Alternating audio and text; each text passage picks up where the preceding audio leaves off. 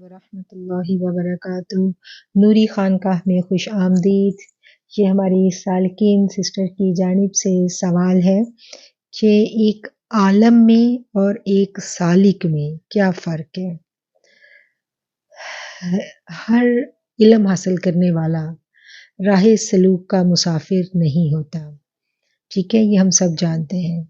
اور فہم تصوف کورس میں ہم نے اس بات کو بہت اچھی طرح سے سمجھا، بہت اچھی طرح سے ہم نے اس بات کو جان لیا کہ ہر عالم جو ہے وہ سالک نہیں ہوتا۔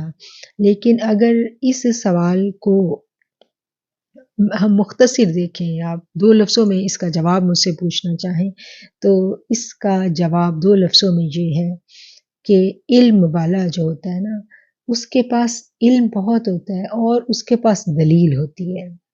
جو سالک ہوتا ہے نا، اس کے پاس دلیل نہیں ہوتی، اس کے پاس یقین ہوتا ہے، اور یہی یقین اس کو اپنے رب کے قرب کی وہ معرفت عطا کر دیتا ہے جس کا ذکر ہمیں اس حدیث میں ملتا ہے کہ جس میں میرے آقا کریم علیہ الصلوۃ والسلام نے ارشاد فرمایا تھا کہ تم اپنے رب کی عبادت اس طرح سے کرو کہ گویا تم اسے دیکھ رہے ہو۔ اور اگر ایسا نہیں ہے تو یہ سوچو، یہ تصور کرو کہ وہ تمہیں دیکھ رہا ہے۔ حدیث کا مفہوم بیان کر رہی ہوں میں، اللہ کریم الفاظ کی کمی بیشی معاف کرے۔ تو جو سالک ہوتا ہے نا، اس کے پاس یقین ہوتا ہے، اور اسی یقین کی بنا پہ وہ رب کی معرفت کو پا لیتا ہے، وہ اس کیفیت کو حاصل کر لیتا ہے جس کو ہم احسانی کیفیت کہتے ہیں نا، کہ وہ احسان میں چلا گیا، تو وہ یہی اس کا یقین اس کو لے کے جاتا ہے۔ اور اس کے پیرالل جب ہم ایک عالم کو دیکھتے ہیں تو علم والا جو ہے وہ دلیل سے بات کرتا ہے، اور ہر دلیل پر ایک اور دلیل ہوتی ہے، ہر علم والے پر ایک اور علم والا، ایک اور دلیل، دلیل پہ دلیل۔ تو پھر کیا ہوتا ہے کہ یہی دلیل حجاب بن جاتی ہے، اور رب کی معرفت جو ہے وہ ان دلیلوں کے پیچھے کہیں رہ جاتی ہے۔ رب کی معرفت یقین والے کو ملتی ہے۔ وہ ایک صحابیہ تھی نا، تو جہاد کا اعلان ہوتا ہے تو صحابی جو تھے وہ سب کچھ چھوڑ چھاڑ کے بھاگ جاتے ہیں، چلے جاتے ہیں، جہاد میں شریک ہوتے ہیں، اور پھر ان کی شہادت ہو جاتی ہے۔ بڑا مشہور واقعہ، آپ سب نے سنا ہوگا۔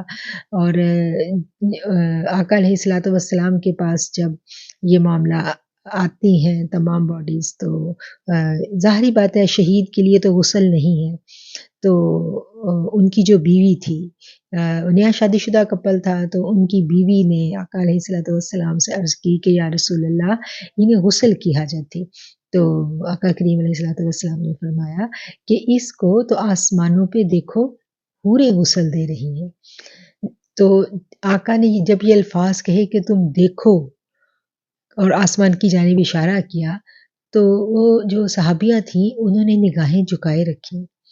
تو جو ان کی ساتھی صحابیات تھیں، انہوں نے بعد میں اپنی اس سہیلی سے کہا کہ تم نگاہیں اٹھا کے دیکھ لیتی، تم وہ نظارہ دیکھتی، جب آقا دکھا رہے تھے تو یقیناً تم دیکھ سکتی تھی، تمہیں نظر آتا کہ کیسے تمہارے شوہر کو غسل دیا جا رہا ہے آسمانوں پر۔ تو انہوں نے کہا کہ اگر میں نگاہ اٹھا لیتی تو کیا مطلب میں نے یقین نہیں کیا آقا کی بات پہ؟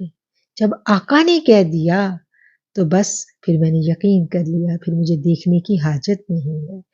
تو سالک جو ہوتا ہے وہ یقین کرتا ہے، اس کو کچھ نہیں چاہیے، اس تک جب آقا کی بات پہنچ گئی تو بس وہ پھر تسلیم کرتا ہے، وہ مان لیتا ہے، وہ سر کو جھکا لیتا ہے۔ جب اس تک اللہ کا حکم آ گیا تو پھر وہ مزید دلائل نہیں مانگتا۔ تو بس یہی فرق ہے ایک سالک میں اور ایک عام عالم دین میں، ٹھیک ہے۔